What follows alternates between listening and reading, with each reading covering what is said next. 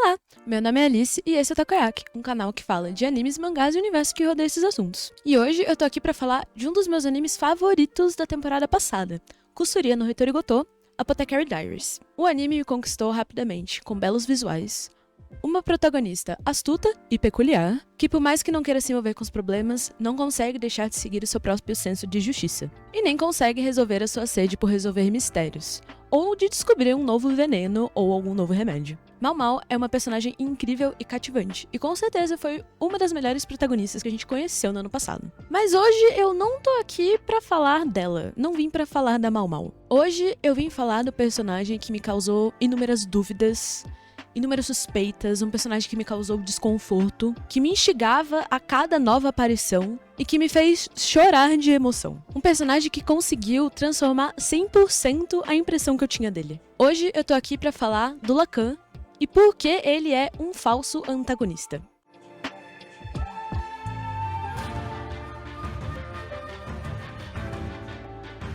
Antes de eu entrar na jornada de Lacan, como somos apresentados a ele, e o seu papel na narrativa de Kusuria no Hitorigoto, eu sinto que eu preciso falar um pouco sobre os diversos papéis de personagens que a gente tem em narrativas. Antes de falarmos do porquê o Lacan é um falso antagonista, precisamos entender o que é um antagonista, qual é o seu papel, o que ele representa para um protagonista. Na literatura e nas histórias no geral, o personagem mais relevante em uma obra é o que chamamos de protagonista. Um protagonista, por definição, é o personagem mais importante daquilo que participa. A gente tem diversos tipos de protagonista. A gente tem protagonistas extremamente carismáticos e positivos, como, por exemplo, o Naruto, como a Emma de Promised Neverland, como o Luffy, que, pelo menos no começo, é sempre muito positivo e ele sempre tem esse lado brincalhão. A gente tem protagonistas que são mais Ed legais, como o Ed de Fullmetal, que ele tem essa coisa de não gostar muito de passar a mão na cabeça dele. A gente tem vários tipos de protagonista. E o que todos eles têm em comum são que eles são as pessoas que movem a maior parte do plot. O nosso foco principal é a história de quem a gente realmente tá querendo seguir, realmente querendo saber o que tá acontecendo com ela. O antagonista é uma pessoa que se opõe a algo ou alguém, um opositor. Ou também como algo ou alguém que quer acabar com o protagonista, impedindo seus propósitos. A gente tem diversos tipos de antagonista. A gente tem antagonista de arco, como, por exemplo, o Pain, que foi o antagonista durante boa parte de Naruto, mas ele não necessariamente foi o antagonista principal. Pra isso, eu diria que a gente tem a Madara e a Kaguya, que seriam as maiores ameaças que a gente tem dentro do mundo de Naruto quando a gente tá assistindo. Naruto Shippuden, no caso, né? No caso de, por exemplo, Jujutsu Kaisen, a gente tem o Sukuna e a gente tem o Mahito. E eles são dois tipos diferentes de antagonistas. Um tem muito essa questão de se espelhar com o protagonista e, tipo, ser uma resposta diferenciada pro que o Yuji é. E o outro tá lá simplesmente porque ele é meio que o cerne do mal, a representação de todo o mal que existe. Então, você tem várias maneiras de você antagonizar alguém durante um arco. Em uma passagem de seu livro Fallacies in Argumental Appraisal, Christopher W. Tyndale argumenta: na ficção, um falso protagonista é uma técnica literária, muitas vezes usada para tornar o enredo mais chocante ou mais memorável, enganando as preconcepções do público ao construir um personagem que o público assume ser o protagonista, para depois revelar que não é. Um falso protagonista é apresentado no início da obra fictícia como o personagem principal, mas depois é erradicado, muitas vezes morto, geralmente para causar choque ou como uma reviravolta na história, ou alterado em termos de seu papel na história, ou seja, tornando-se para eles um personagem menor, um personagem que sai da história ou que é revelado ser, na verdade, o antagonista. Um exemplo clássico disso seria a Marion no filme clássico Psycho. Um mais recente que a gente tem de uns anos atrás é o Ned Stark em Game of Thrones. Eu acredito que a maioria das pessoas que começa a ver a série acredita que ele vai ser o protagonista por tudo e ele morre no final da primeira temporada. E mais recentemente, a gente tem isso no anime Oku The Inner Chambers, em que a gente começa seguindo a oitava Shogun Yoshimune, mas na realidade, depois de alguns episódios, a gente tem um flashback e a gente volta pra descobrir a história da primeira Shogun mulher que teve no Japão, dentro desse cenário fictício, chamada Iemitsu. Na cultura pop dentro dos animes, nós temos diversos exemplos de personagens que a princípio parecem ser figuras que irão antagonizar os nossos protagonistas, aparentemente durante toda a obra, e no final eles acabam se juntando ao protagonista e passam a acompanhar eles em suas jornadas. Muitos desses personagens realmente antagonizam os nossos protagonistas no começo, como por exemplo o Hisoka em Hunter x Hunter, que parece ser o primeiro vilão que antagoniza o Gon no começo, mas em arcos pra frente, mesmo antagonizando o Gon, a gente vê ele ajudando ele no arco de Guide Island. Ou, por exemplo, aí não falando de anime, mas falando de desenho, a gente tem o Zuko em Avatar, que ele aparece primeiramente como esse grande antagonista, mas a gente acompanha uma jornada de redenção desse personagem e entende que, na realidade, ele estava procurando uma maneira de se entender o que é honra, entender o que é certo, que eram coisas que ele não sabia. E ele passa a ser um dos melhores amigos do Aang depois que eles são adultos. Então, a gente tem muito essa história de antagonistas que a princípio iam ser só antagonistas, mas depois se juntam aos nossos protagonistas e deixam de ter esse papel de impedir os planos das pessoas.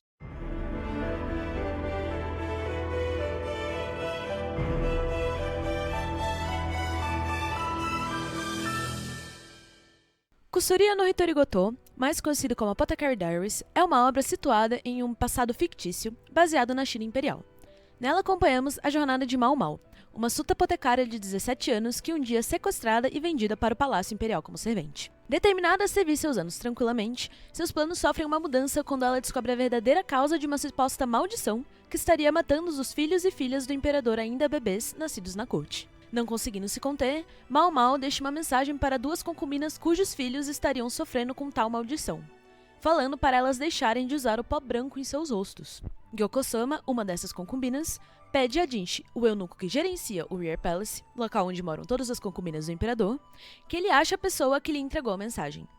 Jinshi espertamente encontra Mao Mao e, como forma de agradecimento, Gyoko-sama pede que ela trabalhe para ela como uma de suas damas de companhia. Porém, Mao Mao recebe um cargo um tanto quanto curioso, o de testadora de venenos. A partir disso, seguimos as diversas aventuras de Mao Mao enquanto ela resolve mistérios, ajuda pessoas e prepara os mais diversos tipos de remédios, primeiramente servindo Gyoko-sama e, com a progressão da história, como servente pessoal de Jinshi.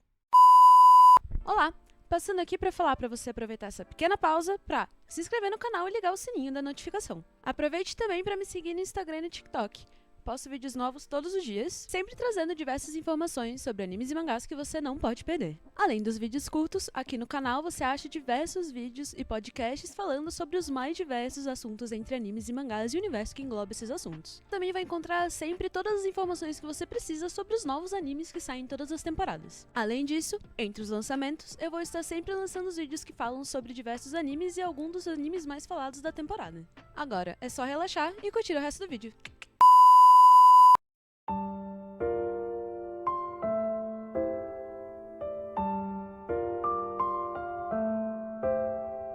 A primeira aparição deste personagem já nos mostra muito de sua personalidade. Vemos um homem relaxadamente jogando Go em seu escritório, um jogo de tabuleiro de estratégia, o que já nos mostra que ele é uma pessoa que deve traçar planos e é intelectual. Enquanto ele joga despreocupadamente, ele ouve as pessoas conversando no corredor fora de seu escritório. Ele ouve rumores sobre como Jinshi, o gerente do Rear Palace, teria comprado uma cortesã da Casa Verdigris. Depois disso, ele não aparece pelo resto do episódio. A gente continua seguindo a Mao Mao, fazendo as coisas dela, começando a viver na parte da corte externa. E, enquanto ela procura ervas medicinais, ela entra numa área militar que ela descobre que ela não deveria estar. E, no final do episódio, a gente tem a segunda aparição dele, sendo ele observando ao fundo uma Mao Mao que se retira, com uma música sinistra tocando no fundo. E, imediatamente depois, a próxima cena, a gente vê uma pessoa ganhando um cachimbo. O que já é o gancho pro próximo mistério que a gente vai resolver nessa história. A cena como um todo faz a gente entender essa pessoa como uma possível ameaça para nossa protagonista. Nos deixa com a pergunta: quem é este homem? Quais as suas intenções? Ambas as respostas são coisas que a gente não consegue de fato compreender até praticamente o final da temporada, e nós vamos pensar em diversas respostas nesse meio tempo, mas eu tô me precipitando um pouco. Logo depois, no próximo episódio, nos deparamos com uma cena de crime. Lá, vemos alguém chamando por Lacan. Essa é a primeira vez que a gente ouve de fato o nome dele, e o nome dele é apresentado pra gente. A gente também entende que ele deve ser uma pessoa importante, porque temos um homem procurando ele pra resolver o caso, ou em querer saber o que tá acontecendo, né? Lacan abaixa, olha para o chão, e acha o mesmo cachimbo mostrado anteriormente, com um olhar pensativo, com uma expressão de que ele entendeu algo. Ele esfrega seus dedos, e neles podemos ver que existe uma espécie de pó branco. Lhes perguntam se ele viu algo de errado, e ele sorri, e diz que não.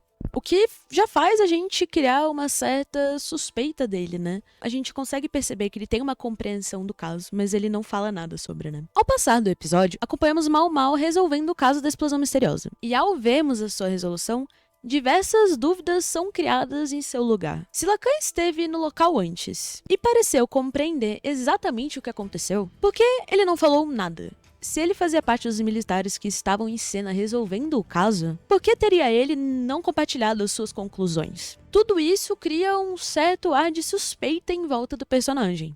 Os boatos sobre como uma serviçal, que serve o Jinchi-sama, teriam resolvido o caso no lugar de um oficial chamado Lihako, chegam aos ouvidos de Lacan, enquanto ele tira uma soneca descontraída. Além disso, eles também comentam como Jinchi teria comprado uma cortesã na casa Verdigris, descrevendo ela como uma bela mulher de olhos astutos e inteligentes. Nessas cenas percebemos não só o seu interesse por Mal Mal, por ele, uma pessoa aparentemente apática, se levantar e perguntar ativamente por ela, como também percebemos a importância que ele tem dentro da cadeia militar, ao vermos como os homens ficam apreensivos a perceber que eles acordaram Lacan. Após isso, Gao Shun pede auxílio a Mal Mal para resolver um caso de envenenamento de um oficial. Ela o ajuda de prontidão, resolvendo o caso sem maiores dificuldades. Logo em seguida, temos Jinchi voltando do trabalho cansado e encontrando Mal Mal. Ele reclama do trabalho, dizendo que tem um oficial com quem ele não consegue lidar bem. Fala que é um homem inteligente e astuto, com um cargo de alta patente militar. Ele é de uma boa família, mas mesmo após os 40 anos de idade, não é casado. Um homem conhecido por ser esquisito. Mal Mal ouve a descrição e parece ligar os pontos, como se a pessoa fosse familiar. E o Jinchi tem a impressão de que o Lacan tá importunando ele por algum motivo específico, falando ainda que Lacan estava acampando de fora do lado do escritório dele, durante vários dias seguidos. Mal Mal decide deliberadamente ignorar o assunto, falando ainda que nada de bom pode vir de resolver isso. Mas, por mais que ela tente ignorar, a intuição dela não falha. E ela chegou à conclusão correta ao assumir que o homem que ele descreveu era o Lacan. Vemos aqui as primeiras impressões que nossos protagonistas têm de Lacan. Ambos, mesmo que por motivos diferentes, aparentam desgostar de Lacan. E tem uma certa apreensão em relação a ele. A gente também aqui percebe pela primeira vez que a Mal Mal, em algum momento da vida dela, teve contato com Lacan, mesmo que a gente não saiba de onde que esse contato veio. Tal apreensão só aumenta depois de vermos a próxima interação que Lacan tem com Jinchi.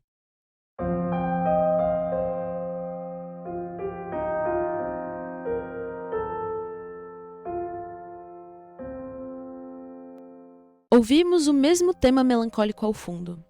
Lacan aparece na porta do escritório de Jinchi falando que observar as flores nessa época do ano é difícil de forma convencional, enquanto entra tranquilamente em seu escritório e pontua que achou algo que devia ser interessante. Jinchi pensa que Lacan é um estrategista e que a razão dele estar indo atrás dele é porque ele fez a Mal Mal, que é conectada à casa Verdigris, servente dele. Tal informação nos leva a criar uma certa aversão ao Lacan, questionando quais seriam as verdadeiras intenções dele com a Mal Mal.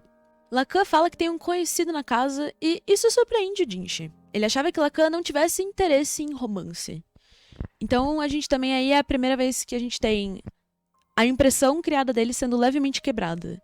E eu acho que também é a primeira vez que a gente consegue perceber que a impressão que a gente cria do Lacan é muito mais a impressão que o Jinchi e a Mal Mal tem do Lacan do que a gente realmente conhece dele. Porque na realidade a gente não conhece o Lacan direito. A gente não sabe o que aconteceu com ele, né?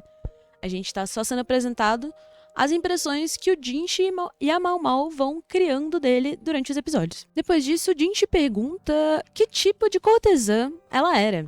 Essa mulher que teria criado o interesse dele e que acaba surpreendendo o Jinchi, né? Lacan sorri, como se ele estivesse satisfeito com a pergunta. Percebemos que ele instigou a curiosidade de Jinchi de uma forma proposital e intencional. Ele fala que ela era uma boa cortesã, que ela era uma ótima jogadora de Go e Shang-Ki. Ele podia ganhar no Shang-Ki, mas ele sempre perdia pra ela no Go.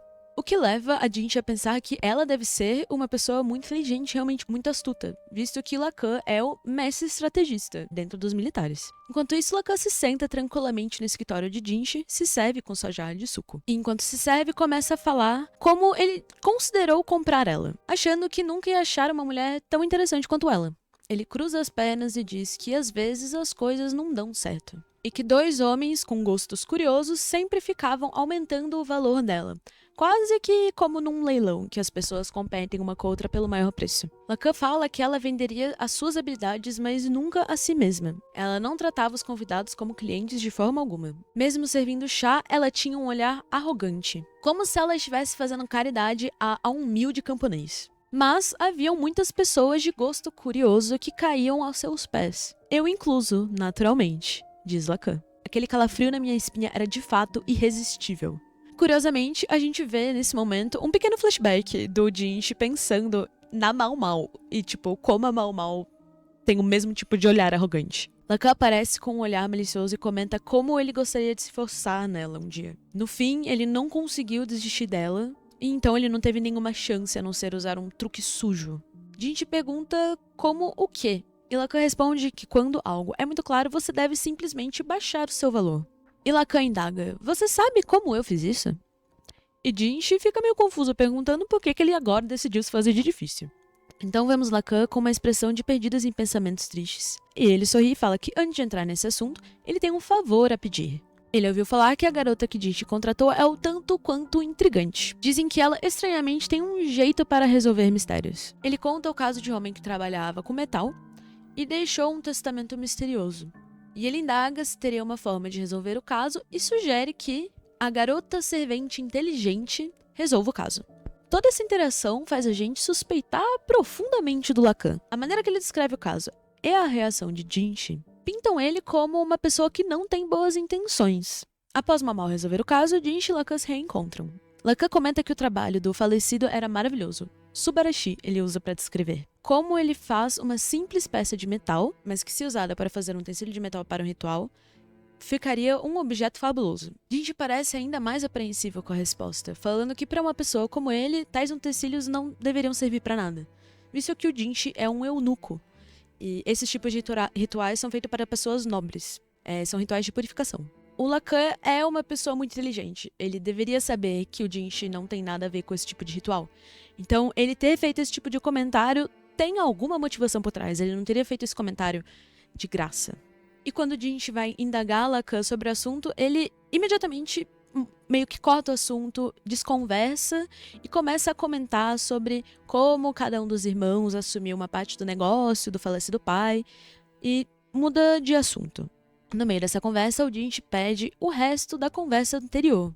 Lacan tenta fingir que ele não sabe de qual conversa ele tá falando, sendo que é meio óbvio que ele quer saber como abaixar o valor de uma cortesã, que foi a resposta que não foi dada. E o Lacan fala que se ele quer a resposta, ele deveria perguntar para alguém que conhece o mundo dos bordéis, que conhece o funcionamento desses lugares. Depois disso, Lacan oferece a bebida dele para o Jinchi dar para as criadas dele e sorri e se retira do local. A importância das informações trocadas nessa cena só se mostram realmente relevantes um pouquinho mais pra frente, mas essa interação cria ainda mais suspeitas em cima do Lacan. Faz com que a gente tenha uma má impressão dele. Uma pessoa que causa problemas, tem segundas intenções, instiga as pessoas e só obedece o seu próprio tempo. No meio de uma conversa, após sair disfarçado com Mau Mau para um prédio no Distrito do Prazer, Jinchi pergunta a Mau Mau como diminuir o valor de uma cortesã. Mau Mau reage fechando a sua cara e levantando a guarda, falando que é uma pergunta desagradável. Ela explica que há várias maneiras e que seu valor vem do seu nível de pureza. E no final, fala que a perda dela diminui seu preço e que uma gravidez reduz o seu custo a quase nada, o que choca Jinchi. Nisso percebemos que a verdadeira intenção de Lacan era fazer com que Mau Mau criasse uma má impressão de Jinchi, o forçando a fazer uma pergunta que não é educado de se fazer, que uma pessoa com boas intenções não faria. E pela expressão, reação e comportamento de Mau Mau, a gente percebe que o Lacan obteve sucesso. Depois disso, Mau Mau segue o seu rumo, vai visitar seu pai adotivo Luomen e vai à Casa Verdigris, onde ela vai cuidar de uma paciente que sabemos está em estado terminal. Ela comenta que ela teria sido uma bela cortesã muitos e muitos anos atrás, mas era numa época que a casa ainda não era uma casa de prestígio. Então, ela acabou contraindo sífilis nessa época. E ela já está, hoje em dia, no estado terminal. E ela ainda comenta como a casa Verdigris estava sendo muito generosa pelos padrões dos bordéis na época. Que a maioria das outras casas de bordéis teriam abandonado ela, simplesmente jogado ela na rua, quando ela tivesse chegado naquele estado. Ela também comenta como essa mulher afugentava ela, fazia com que ela saísse de perto dela, mas ultimamente ela não tem mais energia pra isso. E às vezes não é nenhuma questão dela ter mais energia, mas ela não tem mais as condições mentais de fazer esse tipo de coisa. E logo menos a gente corta pra uma cena dessa mesma mulher olhando pra janela enquanto ela cantarola uma canção de niná. Depois disso a gente recebe a notícia de que aquele homem esquisito de monóculo estava na casa Verdigris e que a Mau Mau não deveria sair do anexo onde ela estava, que lá ele não teria como ter acesso. Após um tempo, a Mei Mei aparece pra falar pra Mau Mau que ela já pode sair. Mau Mau conversa com ela, pergunta se ela estava fazendo companhia a Lacan, ela responde quem mais poderia, não é mesmo? E a Mei Mei comenta que fica feliz que a Nessan parece estar bem hoje, se referindo à mulher que geralmente fica só deitada na cama e no momento estava sentada, mexendo com as coisas, estava muito mais ativa do que o padrão. E comenta que a Mau Mau recebeu aquela oferta novamente. E a Mau Mau fez uma cara de nojos ouvindo isso. E aqui a gente entende que o Lacan não só quer comprar a Mau Mau, como é algo que ele já tentou fazer diversas vezes. Além da gente conseguir ver a versão palpável que a Mau Mau tem em relação à ideia de ser comprada pelo Lacan. Após isso, no próximo encontro de Lacan e Jinshi, Jinshi comenta como Lacan usou alguns truques sujos, se referindo à maneira como ele fez o Jinshi fazer uma pergunta mínimo suspeita para Mau Mau. E Lacan responde que isso é muito rude vindo de um ladrão, visto que ele tá há anos tentando comprar o Mau Mau e tentando convencer a babá, que seria a velhota que comanda a casa Verdigris, e nunca conseguiu. E o Jinshi apareceu e conseguiu contratar ela durante um tempo, e é por isso que ele tá com a Mau Mau nesse momento. E Jinshi se pergunta se ele quer o prêmio de volta. E Lacan faz a questão de pontuar que não, que ele paga o preço que o Jinshi quiser, porque ele não vai cometer o mesmo erro mais de uma vez. E Jinshi indaga o que acontece se ele simplesmente se recusar. E nisso Lacan comenta que ele não tem muito o que fazer, né? Não existem muitas pessoas por aí que tenham um cargo tão alto ou que tenham tanto poder no Império quanto o Jinshi. E nisso, o Jinshi entende que o Lacan realmente sabe que a identidade do Jinshi não é a de um eunuco, mas a do filho do imperador, que foi dado como morto muitos anos atrás. Mas ele foi criado como o filho do imperador antigo, que tecnicamente deveria ser o avô dele. E ele foi criado como irmão do próprio pai.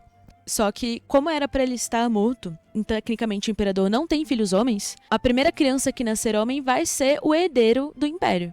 E o Jinshi, a gente meio que consegue entender esse contexto, que ele não tem interesse em ser essa pessoa, em ser o herdeiro do império. Por isso que ele trabalha nos fundos do Palácio Real, ajudando o pai dele, para que ele tenha uma boa companhia na hora de escolher qual vai ser a principal cortesa dele, e também para que ele consiga ter um novo herdeiro.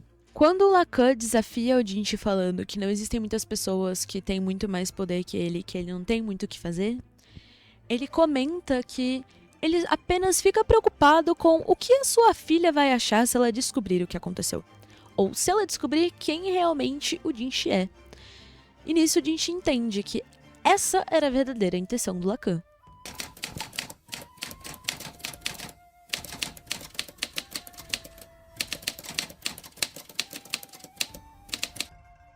E Jinshi cerra os dentes e pensa, então a verdade é sobre isso. Não quero admitir pra mim mesmo, mas a Mau Mau é filha de sangue de Lacan. Todos os indícios que a gente tava tendo de que o Lacan é de fato pai da Mau Mau foram confirmados nesse momento. E também todos os indícios de que tudo que o Lacan quer é tirar a Mau Mau de perto do Jinshi pra poder ficar com a própria filha também foi confirmados.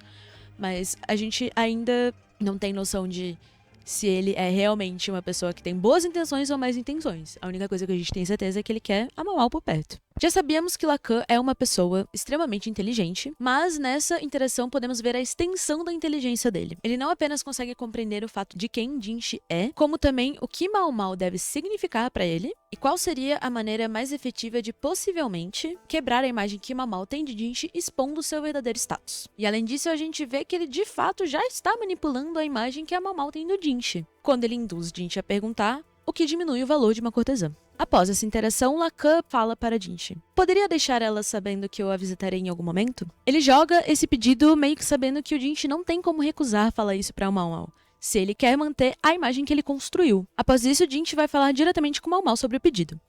Mau Mau faz uma expressão verdadeiramente sinistra, de causar calafrios na espinha, o que causa a impressão em Jinshi e na gente de que a Mau Mau deve verdadeiramente odiar o Lacan.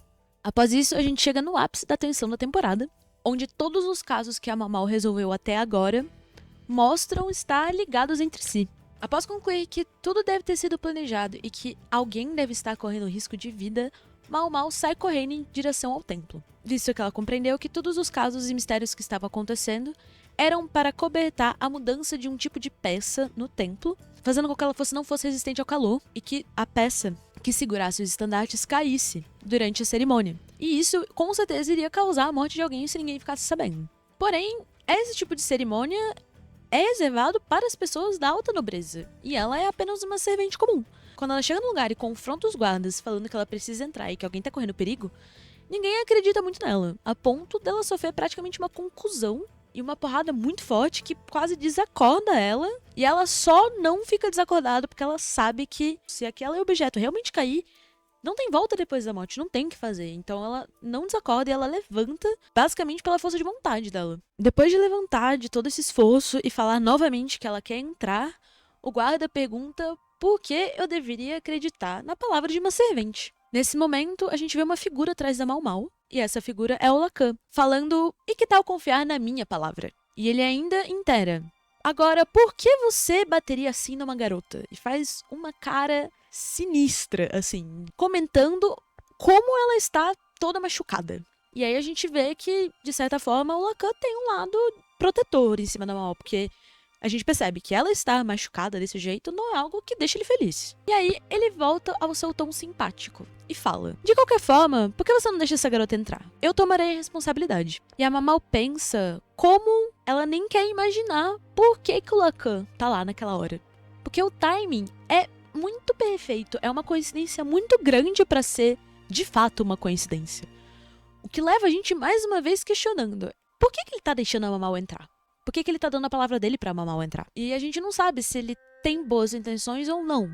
Por que ele quer ver a Mau Mau entrando lá? E a gente sempre fica com essa desconfiança em cima dele. Logo depois disso, a gente vê que a pessoa que tava nessa cerimônia é o Jinchi, e a Mau Mau consegue salvar ele bem na risca do tempo, tanto que ela acaba se machucando muito por causa disso. Jinchi sai do templo carregando uma Mau Mau sangrando e desacordada.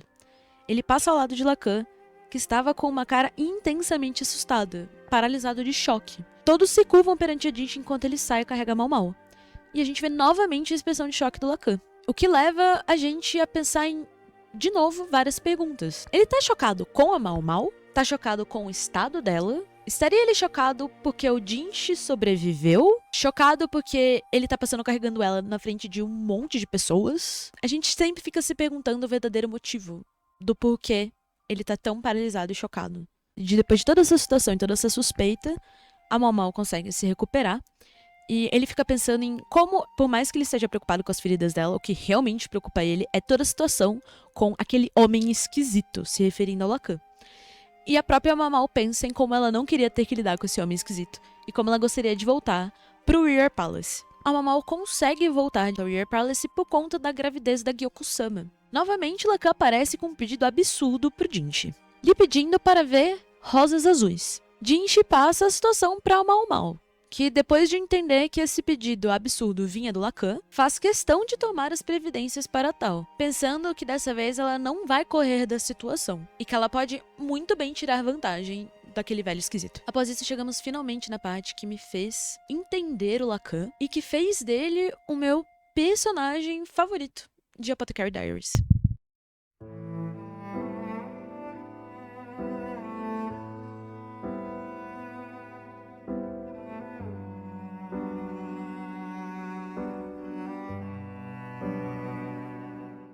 Sua música tema melancólica começa a tocar. Ele caminha entre diversas pessoas com pedras ao invés de rostos ao seu redor. Fala como praticamente todos os rostos humanos são como pedras de Go para ele.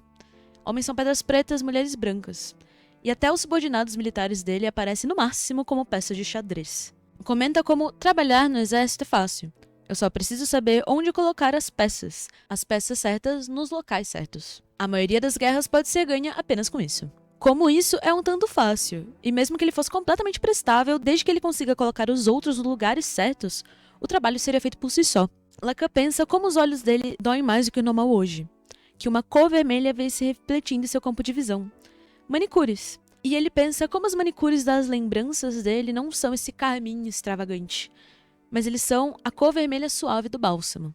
E nisso, a gente é mostrado uma cena em que temos 3 pessoas paradas na frente de Lacan. A gente vê o Lacan vendo a Mau Mau. A Mau Mau é a única pessoa que ele identifica com um rosto. Todos os outros rostos ao redor são apenas peças, são apenas pedras. E a gente também vê como o Lacan sabe a importância do Gao Shun e do Jinchi nesse momento. Porque ele olha pro Jinchi como uma peça do bispo e olha pro Gao Shun como uma peça do advisor. E aí a gente finalmente entende o porquê, alguns episódios atrás, a Mau Mau começou a fazer manicures e meio que espalhou a moda das manicures dentro do Weir Palace. Tudo isso planejando esse próximo encontro, esse confronto que ela vai ter com o Lacan. A Mau Mau propõe pra ele um jogo de xadrez chinês. Melhor de 5, 3 partidas, ganha o jogo. E discutem como eles vão competir por um prêmio. Lacan gostaria que Mau Mau começasse a morar com ele como filha dele. Esse é o pedido que ele tem. E Mau Mau fala que não teria problema desde que fosse depois que acabe o contrato dela. E nisso a gente vê uma cena que eu acho bem engraçada. A gente vê o Lacan literalmente como uma raposa astuta. Sabendo que ela, de certa forma, é propriedade do bordel e a profissão dela, tecnicamente, também é a de uma cortesã, ele sabe o que isso insinua. Então ele olha pro Jinchi com uma cara de deboche. Ele contém sucesso em irritar o Jinchi por conta disso. E a Mau Mau, como prêmio, gostaria que o Lacan comprasse uma cortesã da casa Verdicris. Ela comenta que ela não vai falar quem que é que ele deveria comprar, que isso é uma decisão que tem que ser dele. Além disso, ela adiciona mais 2 regras. Ela serve 5 copos, todos com bebida, e em 3 desses copos ela coloca veneno. Ela mistura os copos para que não dê para saber em qual dos copos tem veneno, e é um veneno específico, em que uma dose não é fatal. 2 doses não são fatais. 3 doses passam a ser fatais. E propõe que, após cada partida, o vencedor escolhe um copo e o perdedor toma o outro num gole só. Esta é a primeira regra. A segunda regra é que se alguém desistir por qualquer motivo que seja do jogo, ou não puder jogar por qualquer motivo que seja, a outra pessoa que poderia continuar jogando vai sair vitoriosa. Nisso, Mau Mau e Lacan se encontram no meio desse jogo de xadrez, em que vemos o tempo todo a perspectiva do Jinchi sobre o assunto. Ele tá extremamente preocupado, porque a Mau Mau aparentemente não sabe jogar muito bem xadrez. Ela perde as 2 primeiras partidas seguidas e bebe, sem fazer nenhum tipo de expressão. No primeiro ela parece meio apática, depois ela dá um leve sorriso, mas o Jinchi não consegue dizer se ela tomou o veneno ou não. Porque, por mais que ela sorria sempre que come veneno, ela também gosta muito de bebida. Então ele não tem como ter certeza se ela bebeu o veneno ou não. Só que ao mesmo tempo que ele não tem certeza se ela bebeu o veneno ou não, o Lacan também não tem certeza disso. E aí a gente percebe que, de fato, ele se preocupa com a filha, porque ele pede de propósito pra beber, tanto que ele mesmo disse que ele não poderia correr o risco de deixar a querida filha dele morrer envenenada. Só que, finalmente, o fato do Lacan aparecer sempre com a própria jarra e beber a própria bebida no escritório de Jinchi faz sentido, quando a gente aprende que ele tem uma resistência praticamente nula pra bebida. Ele toma um copo e ele automaticamente desmaia vermelho de bêbado. E a Mau Mau ganha o jogo e ganha a aposta dela. Muito espertamente, a Mau Mau fez tudo isso sabendo que era isso que ia acontecer. Ela foi muito astuta no planejamento dela. E é agora que começa a parte em que qualquer dúvida que a gente ainda tivesse sobre a história do Lacan, as suas intenções, por que ele tem esse apego pela Mau Mau, por que ele gostaria de ter a Mau Mau perto, a gente finalmente entende o porquê de tudo isso acontecer, quem é esse personagem, porque a gente tem um flashback que conta a história dele. A gente começa vendo um Lacan muito criança, muito pequeno. Um Lacan que, por conta dessa condição que ele nasceu de não conseguir diferenciar rostos, ele não consegue ver a diferença entre a babá e a mãe dele. Não consegue nem ver a diferença entre homens e mulheres, muitas vezes. E por conta disso, o pai dele exclui ele e vai fugir com a amante, porque ele acredita que o Lacan nunca vai prestar pra nada. Ele comenta que, por conta disso, mesmo sendo um filho de uma família importante, ele nunca teve que se preocupar muito com coisas específicas, ou com uma educação formal, ou com as obrigações dele. Ele podia gastar o tempo dele jogando Jô e Shanking. E aí, ele comenta como ele teve um tio, que a gente sabe que é o Luomen, o pai adotivo da Mau Mau, que fez ele entender o mundo e sugeriu que ele olhasse para as pessoas como peças de xadrez e pedras de Go, para que ele entendesse as pessoas pelos seus trejeitos, pelas maneiras que eles se vestem, pela sua voz, pelas características dela que não necessariamente são só o rosto. E ele comenta como o tio dele era o único que o entendia, que ele entendeu que quando ele viu o tio dele como uma peça de carruagem, ele conseguiu reafirmar que ele era de fato um excelente homem. Eu acho que só isso já faz a gente entender muito melhor o Lacan. O fato dele não reconhecer as pessoas e toda a questão dessa certa indiferença e apatia que ele demonstra na maioria dos momentos. Inclusive numa cena antes que ele tem no meio de um banquete, que ele literalmente usa o chapéu de um oficial que tá na frente dele como um guardanapo pra limpar os dedos engordurados. Ele não pode ligar menos pra uma pessoa se ele olha e consegue entender qual que é a posição de poder dela. Ele não tá nem aí. Eu acho que essa indiferença e a maneira que ele se porta ficam muito claras por conta disso. A gente descobre que ele literalmente não reconhece rostos. Ele vê as pessoas como peças para serem usadas, e é isso. E a gente também entende por que ele tem esse apego tão grande com a Mao Mao. Porque a Mao Mao é alguém que ele consegue reconhecer o rosto. E também é justamente por isso que ele também consegue reconhecer a Mao Mao como a filha dele. Depois disso a gente vê um Lacan um pouco mais velho. Graças ao nome da família, foi designado de vez para liderar um esquadrão. Mas ele sendo uma pessoa fraca fisicamente, ele conseguia exercer muito bem o cargo dele. E comenta que, enquanto ele continuava vencendo tanto no trabalho quanto nos jogos, alguns colegas militares dele apresentaram ele a uma cortesã que era conhecida por nunca ter perdido nenhuma partida quando jogando Go.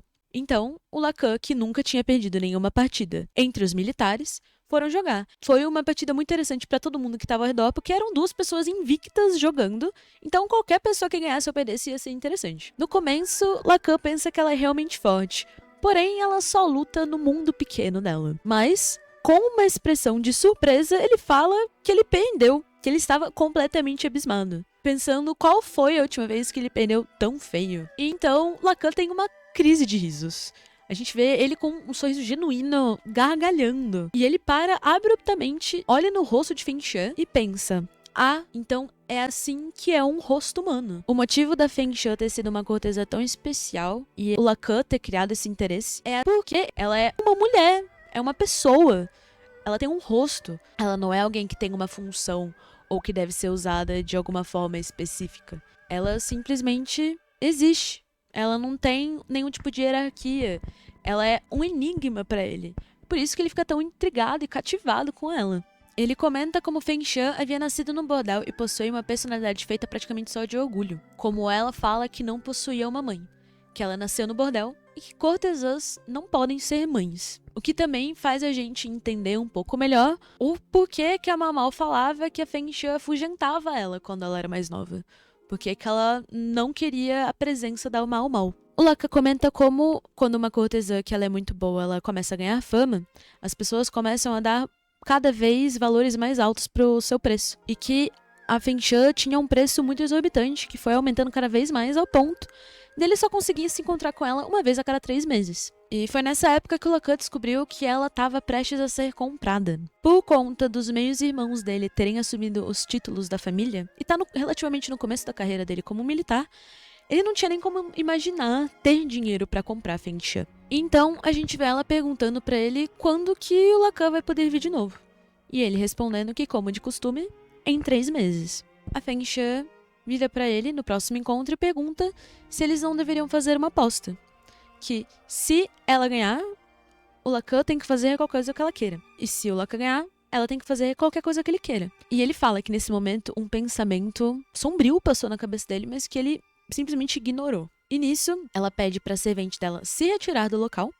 A gente descobre que a servente dela era a Mei Mei, que hoje em dia é uma das 3 princesas da Casa Verdigris. E como quem propôs a aposta foi ela fala pro Lacan decidir se eles querem jogar Go ou se eles querem jogar King. E ele escolhe Go, o que faz a gente perceber que não necessariamente ele queria ganhar, ou que ele tinha um certo medo de fazer o pedido por si só. Porque a gente sabe que toda vez que eles jogavam Go, ele nunca ganhava. E de repente a gente vê uma cena em que eles estão jogando Go, a Feng Shan se aproxima com as mãos perto do Lacan, e ele comenta que quando ele percebeu, as mãos dele já estavam entrelaçadas. A gente tem um corte pra uma cena com várias roupas espalhadas pelo chão, dos dois juntos, na cama. A gente entende que de fato eles estão transando, estão tendo uma relação, que é algo que não necessariamente poderia acontecer, porque a pureza da Feng Shan é o que faz ela ter valor. Mas mesmo assim, os dois estão juntos. E é muito engraçado que os dois são realmente muito parecidos. Ela vira e fala no meio do ato que ela queria jogar Go. E ele acha engraçado, porque ele mesmo tava pensando que ele gostaria de estar jogando Fengshan.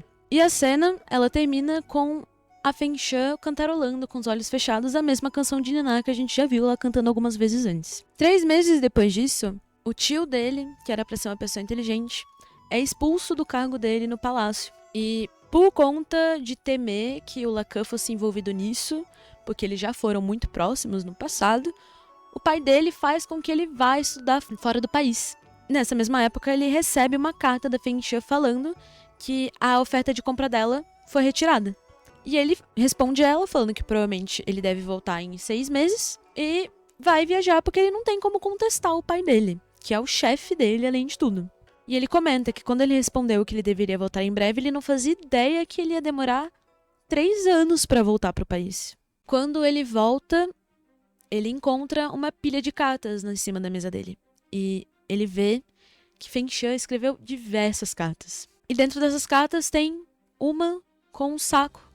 E dentro tem 2 objetos que ele olha e ele se pergunta se é terra, se é um galho. E quando ele percebe que ele tá olhando para 2 dedos, o Lacan fica desesperado.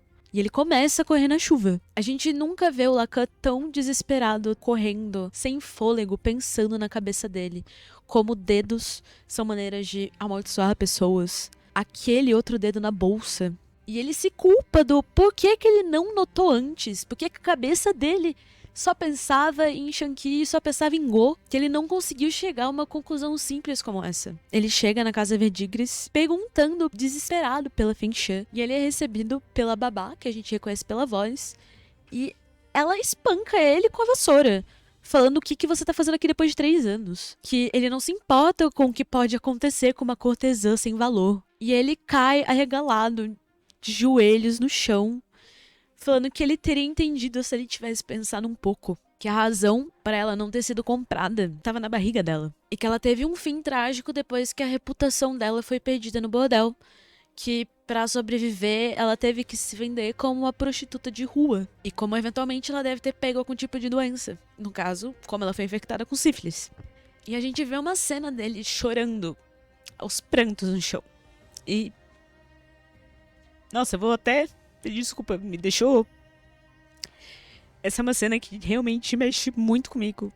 Dói demais ver o desespero que o Lacan sente. Ele sabe que não importa mais o que ele poderia ter feito, porque o que foi feito, foi feito. Ele perdeu a chance de poder comprar e ficar com a mulher que ele amava e cuidar da própria filha.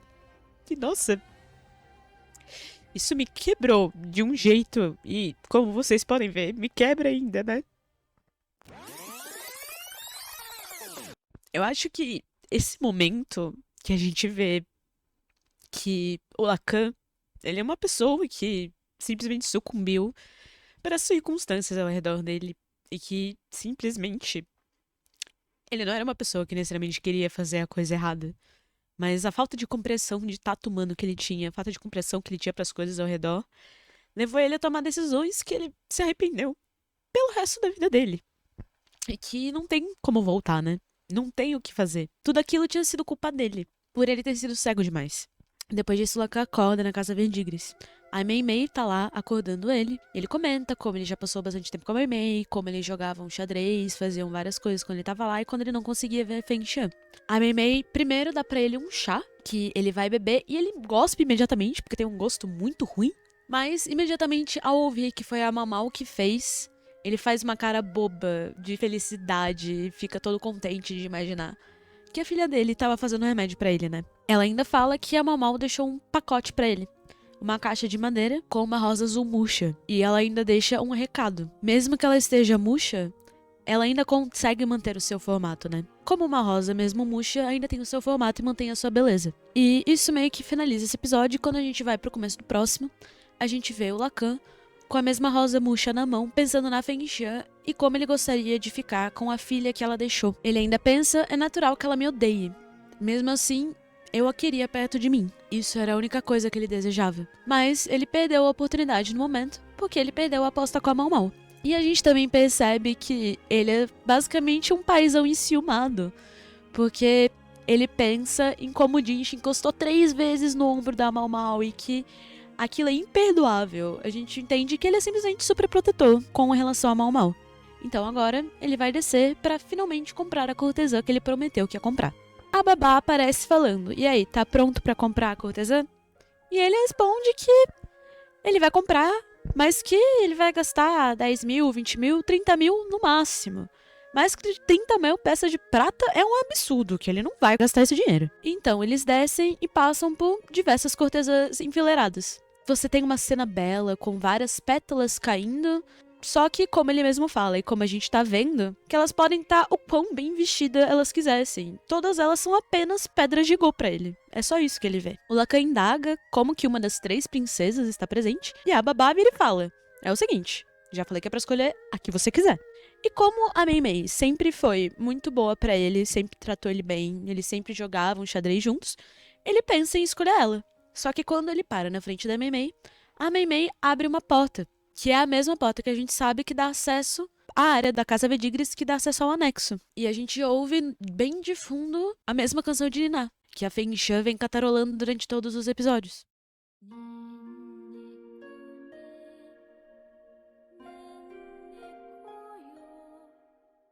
E nisso, o Lacan começa a correr desesperadamente. Até porque, que ele saiba, pelo que a babá falou pra ele, a Feng Shan morreu, ela já não tá mais lá. Ele tinha certeza de que ela não existia mais. Que ele tinha perdido ela 20 anos atrás. E o Lacan pensa exaltado. Uma flor que mantém a beleza mesmo depois de murchar. Se esse era o significado por trás daquela rosa, não pode ser. Ele fica em prantos, incrédulo, tentando não ter esperanças, mas não conseguindo não se deixar levar pela possibilidade de que ela ainda estava viva. E ele entra com os olhos arregalados e encontra ela. Imediatamente uma lágrima começa a escorrer do olho dele. E a gente vê que o Lacan tá 100% paralisado, como se a visão que ele tá tendo fosse algo que ele não conseguisse acreditar de nenhuma maneira. E nisso, a babá e a Mei Mei entram no lugar e a babá começa a gritar que esse é um lugar que não era pra ele estar lá, que lá é o lugar dos doentes. E ela chega e encosta nele e pergunta o que você tá fazendo. É aí a primeira vez que o Lacan se mexe e responde: "Eu quero essa mulher, por favor." E a babá responde: "Para de falar besteira." E nisso tudo a gente vê que a Feng Shan tá sentada na cama, com várias marcas no corpo, não tem muita consciência, quase não se mexe. A gente percebe que ela não tá muito bem. E aí a gente vê o Lacan ignorando a babá e se sentando na cama.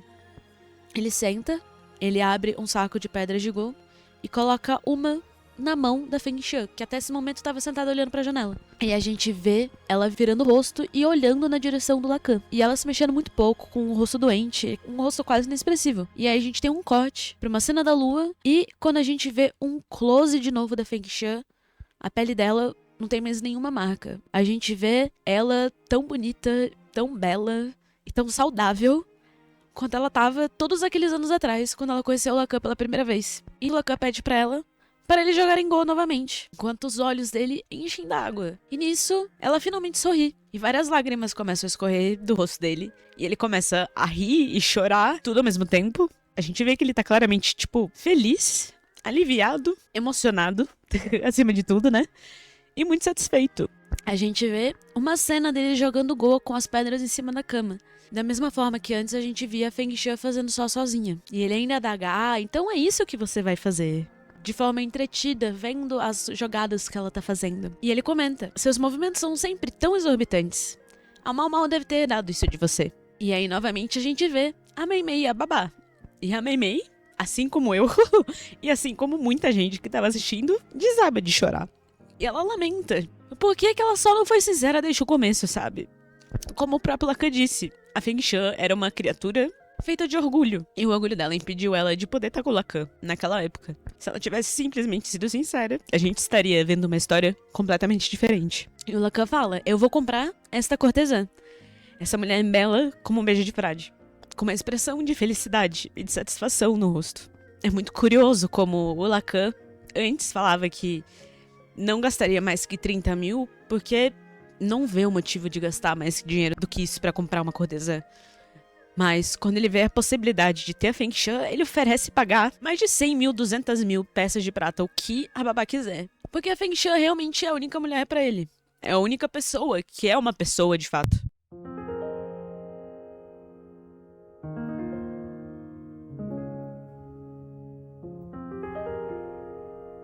A gente vê a Mau Mau sendo recebida na casa do Jinchi. E ela se senta pra comer. E o Jinchi comenta como ele pensava que a Mau Mau odiasse o estrategista. E a Mau Mau responde que não é que ela odeia ele. Afinal, ela só tá aqui porque ele acertou em cheio, né? Por isso que ela tá viva, que ela existe. E ela também comenta como a Feng Shan não teria engravidado se ela não quisesse. Porque as cortesãs marcam muito bem o ciclo menstrual. Existem várias drogas que podem causar o aborto no começo da gravidez, drogas que ela poderia tomar para evitar engravidar, e que além de tudo isso, ela consegue saber como o ciclo dela funciona, qual é o dia mais provável para ela engravidar, e ela marcava as visitas dos clientes dela. Então, na realidade, quem foi enganado nessa situação inteira não foi a Feng Shan. Ela nunca foi enganada pelo Lacan. Foi o Lacan que foi enganado por ela. E ela conta, além disso, pro Jinchi que o Lacan não consegue reconhecer rostos humanos. E isso também faz o Jinchi sentir uma certa pena dele, mudar a percepção dele sobre o Lacan. E aí a Mau Mau ainda elabora mais um pouco, falando que se aquele homem esquisito de monóculo aparecesse na sua frente, falando que pra você chamar ele de papai, qual seria a sua reação? E o Jinchi responde que ele provavelmente ia querer socar ele, né? A Mau Mau completa que ela pode não gostar dele, mas não é como se ela odiasse o Lacan. E que ela é grata por ser filha do Luomen, que é o pai adotivo dela. E aí o Jinchi ainda fala, com uma cara meio incrédula, mas você parecia ter tanto ódio dele quando você viu ele. E ela responde, Jinchi, você ainda tem muito o que aprender. Falando que quando ela tentou parar a cerimônia, ela só conseguiu porque aquele homem estava lá naquele momento. E ainda fala que ela suspeita que ele sabia que tinha algo pra acontecer. E o Jinchi indaga, ué, o estrategista, mas... se eu não me engano, ele não deveria saber nada nesse ponto. E a Mau Mau comenta, ele não reúne evidências pra fazer previsões como eu. Ele vai pela intuição, pra sentir algo de errado e raramente erra nisso. A parte irritante é que ele é preguiçoso pra fazer qualquer coisa ele mesmo. E a Ana pensa que se ele agisse de verdade, ela provavelmente já ia ter a droga da ressurreição em mãos, que é algo que ela queria muito. Que ela sabe que isso é só inveja, que ele é tão talentoso que o pai dela elogia ele sem ressalvas. Ele não tem noção do quão sortudo ele é pelo talento que tem. E nisso, o Gao Shun fez um comentário de, olha, queria que você soubesse, nenhum pai quer ser odiado pelos filhos. E a Mau Mau fica meio, entendo.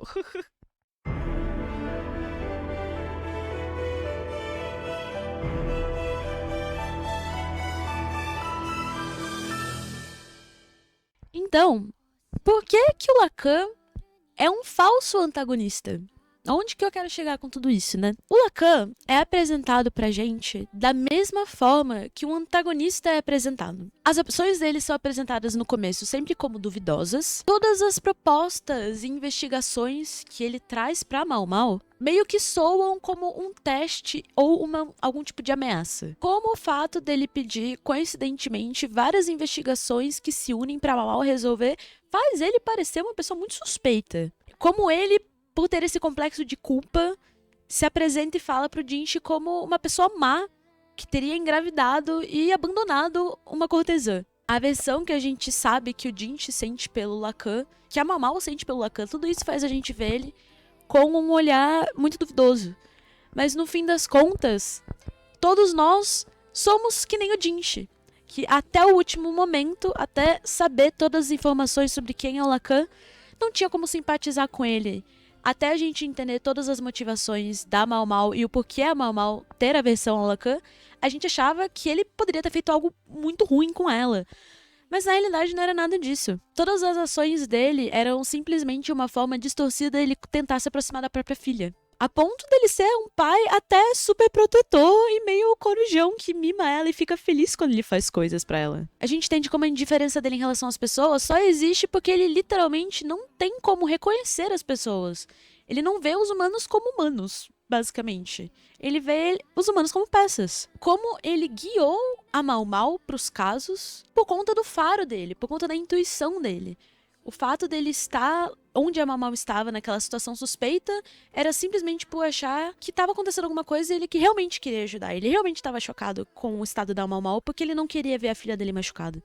Ele estava dando todos esses casos pra ela porque ele acredita que a Mau Mau mais do que tem a capacidade de resolver eles. Eu também, mas isso é uma coisa pessoal minha, eu vejo muito isso como ele tentando agradar a Mau Mau. Porque Porque ele sabe que a Mau Mau gosta desse tipo de desafios. Por mais que ela não necessariamente admita, eu acredito que ela deve ter ficado muito satisfeita em ter que passar o mês e conseguir criar as rosas azuis. Todos os desafios que ele propôs pra ela, eu sinto que também é uma forma dele de tentar entreter a própria filha até certo ponto. Finalmente a gente entende que, por ele ser uma pessoa que não entende relações humanas e não entende essas linhas tênues que existem, ele nunca realmente entendeu a situação que estava acontecendo com a Feng Xian. E que por mais que ele se culpe, a culpa dela ter ficado doente do jeito que ela ficou e ter saído da vida dele e da Mau Mau não sido criada numa família do jeito que ele gostaria, não são culpa dele. A gente entende que ele tenta se aproximar da Mau Mau e ele sabia que a Mau Mau era filha dele porque ele vê uma criança que ele reconhece o rosto. É o segundo rosto que ele consegue ver e identificar na vida dele. A gente também entende que ele se vilaniza, ele se pinta como esse vilão nesse tempo todo, porque ele se culpa por tudo que aconteceu. Mesmo a gente agora sabendo que a culpa não é dele. Também entende que depois que ele descobre que a Feng Xian tá viva, não importa dinheiro. Não tem outra pessoa que se compare com a existência dela. Cada uma dessas ações foram colocadas de uma forma proposital para que nós, leitores e espectadores, duvidássemos dele. Sendo que, na realidade, todas as interações dele vinham de um lugar de não entender muito bem relações humanas. Ou não saber interagir socialmente de uma maneira saudável. Nesse sentido, eu sinto que, realmente, a frase "a ignorância é um pecado, é o maior pecado", é algo que você vê muito bem nesse local em específico. Porque a gente percebe que o fato de informação, a falta de comunicação, foi o que condenou o Lacan e a Feng Xian a terem esses destinos trágicos. O Lacan é um falso antagonista, pois em nenhum momento da obra ele tentou fazer qualquer tipo de mal para Mau Mau, muito menos impedir os planos dela. A presença dele, inclusive, guiou e ajudou ela nesses diversos momentos que ela passou. Mas nós só conseguimos chegar a essa conclusão após vermos os últimos episódios da temporada. Após realmente entendemos a sua personalidade, suas motivações e compreendê-lo como um personagem esférico e complexo. No fim, o Lacan é uma pessoa que, por conta das circunstâncias ao seu redor, não compreendeu a situação que ele estava vivendo. E isso fez com que ele cometesse erros gravíssimos e com que ele se culpasse pelo resto da vida. E eu sinto que, da mesma forma, nós, como espectadores, nunca tivemos essa compreensão por completo do que era o Lacan, qual era a história dele. E a partir do momento que a gente entende a história dele, eu não consigo ver em nenhum momento em retrospectiva em que o Lacan tenha sido um antagonista. Mas a gente passa a temporada inteira vendo ele como um antagonista por conta da visão do Jinchi. É por isso que o Lacan é um falso antagonista. Porque, diferentemente de outros antagonistas que passam por arcos de redenção ou que deixam de antagonizar o protagonista e passam a ser amigos, o Lacan nunca foi um antagonista. Ele nunca antagonizou nenhuma das situações. Ele só não era compreendido.